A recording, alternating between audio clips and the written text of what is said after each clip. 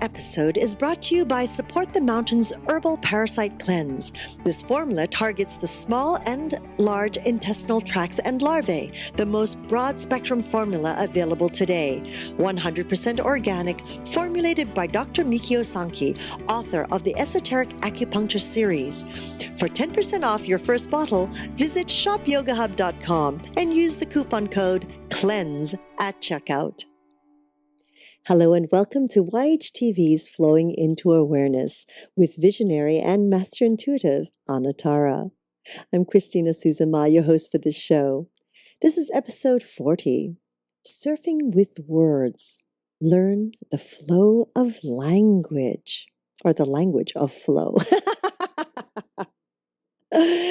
And with us today, of course, is our wonderful, beautiful Anatara. Hi, Christina. Hi, Anatara. Let's play with our words today. Let's do that. And I like the way you changed it to the flow of language. I thought, oh, that's what I should have written. Language of flow, flow of language. Over the language. It's all the same thing. And boy, it just, the flow.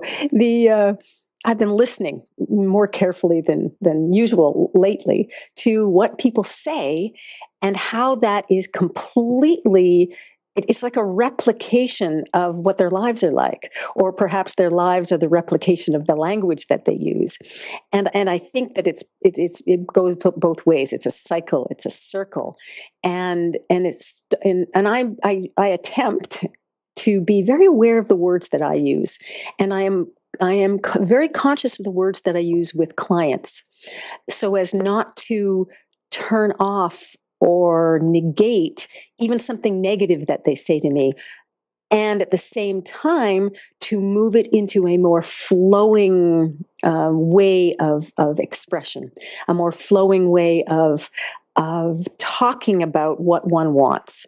You know, we with the way we speak, we can turn ourselves off. We can shut down the people around us. We can shut down the events around us because of the heaviness or the lack of vibrancy in the words we use about ourselves and in the way we think about things around us.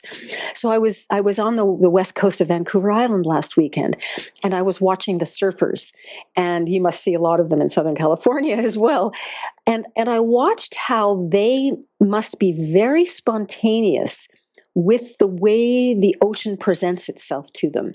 And their bodies need to be flexible and flowing and literally in the flow of what's coming, so that the waves can be caught, so that the waves can be ridden, so that one can be stable on the surface of the water as the waves move underneath. So in that stability that I'm talking about, it's really stability because one is moving and one is flowing.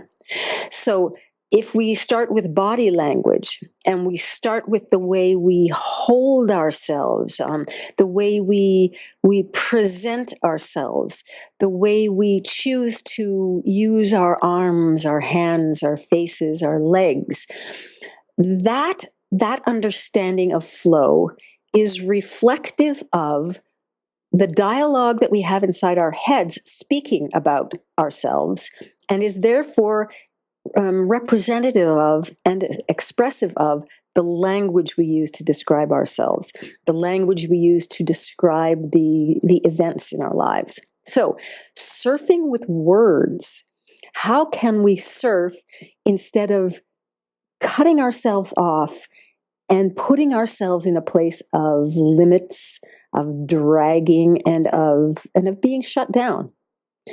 I was thinking about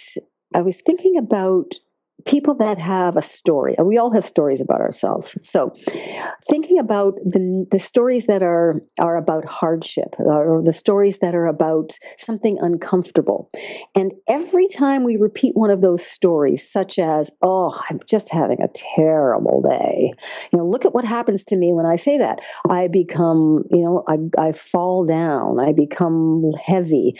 The part of me that could be up and vibrant and aware becomes heavy. It's dragged out. I'm not surfing with myself. I'm not surfing with my words, and I'm not surfing with my thoughts. The words are the final expression of what the body is doing and what the thoughts are doing. So, learning about the language of flow, learning to flow with language, even when we're feeling debilitated or heavy or angry or sad, we can choose words that might say, in this moment there is a sadness here. Instead of saying, "Oh, I feel so sad." By noticing the sadness, noticing sadness with our words, it becomes an observation rather than an absolute. So, if we're not going to be absolute with our words, we don't have to be absolute with how the body responds to it. We then are entering and maintaining a flow with what's going on, with sadness, let's say, without it having to become us, without our having to take it on. So I've suggested to a couple clients in the past week or so that they observe what they're saying to me and that they observe the story that they're telling me about what's just happened to them or what someone said to them, and see how they could rather flow with that. They could surf with that idea. I said to one of them, "So you're feeling that someone has done something wrong to you. What would it be like if you looked at that wrong and you decided to surf over it? You decided that there was a wave that you could use to move through it. What would you then say about that, your upset? What would you then say about your anger? What would you then say about how you feel about that?" And they said, "Well, if I can surf over something, or if I can surf around something, or even if I can dive under a big wave with my surfboard, then I am free of some of the penetration of the heaviness of what that might be." I said, "Aha, that's it. You got it." So I've been encouraging, not just my clients, but everyone I know to watch what they're saying, watch what language they're using to describe what's going on for them, and to see if there's a way to surf that wave differently. It's almost like posing a question to yourself. Is there a way that I could do this differently? Is there a way that I could look at this wave, which could be an obstacle, instead as something that I can flow with? I can flow over it. I could even flow through it if I want to. And by understanding that you have the choice to surf it in some way, you're not dragging yourself and your body and your thoughts and your intentions into the heaviness of being knocked flat or held down by that wave. How does that feel to you?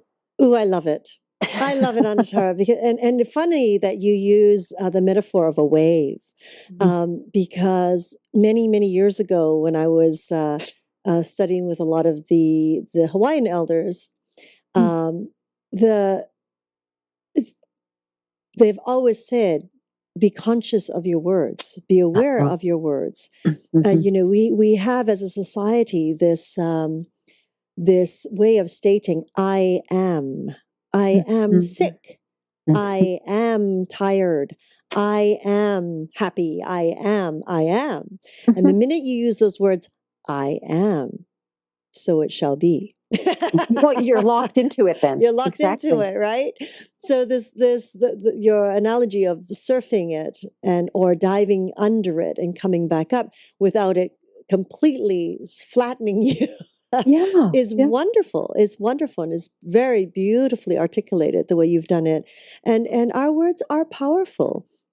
It's like, when we get angry or when we get upset, or not only towards ourselves, but anyone else. And I've had children say, "Well, that person's not here right now." And I said, "But energetically, you are putting that energy on another person. And So is true. that the energy you would like upon yourself? Because of what goes around comes around. That cycle of life, that circle of life that continues to happen. What goes around comes back around." Yep.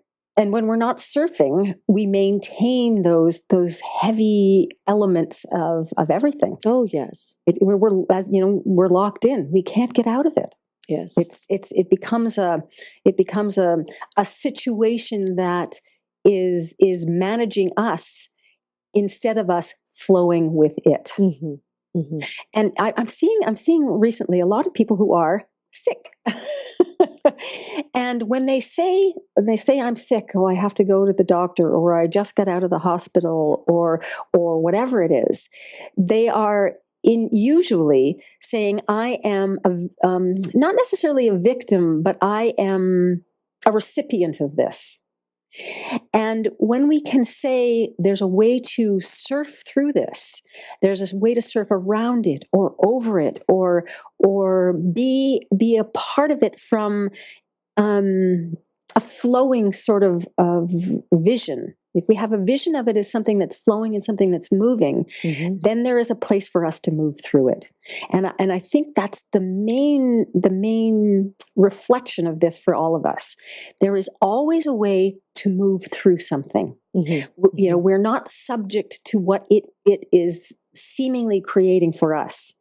And when we can transpose ourselves from being fixed and stuck within whatever it is to being on a surfboard that can float above or float under it, then we have elements of freedom within whatever is presented to us. It's a new way to look at freedom and not control, but the freedom of an ease of working with almost anything that happens. Wonderful. Beautiful. It's I'm right with you on that. I think this is, you know, and it is something that is, it's a lifetime. It's a lifetime commitment of being aware.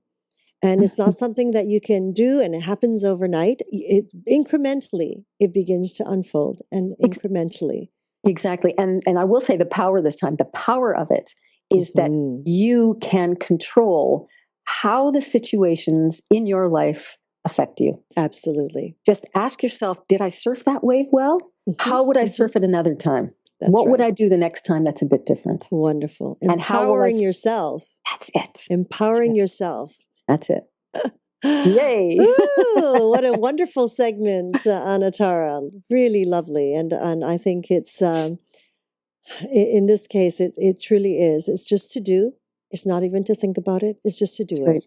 And one word at a time. That's it. Start with the words. Notice what your dialogue is about things. Notice what you're literally saying about things. Yes. Yes. Lovely. Thank you so much, Anatara. Wonderful. It's a pleasure.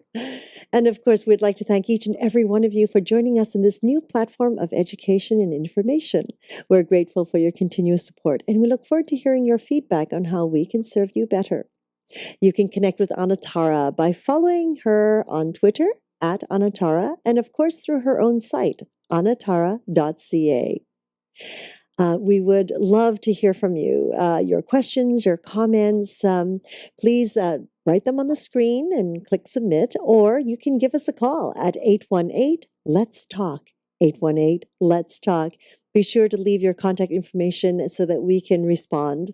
And again, we really invite your comments and questions. So until next time, we wish you all the best. Namaste.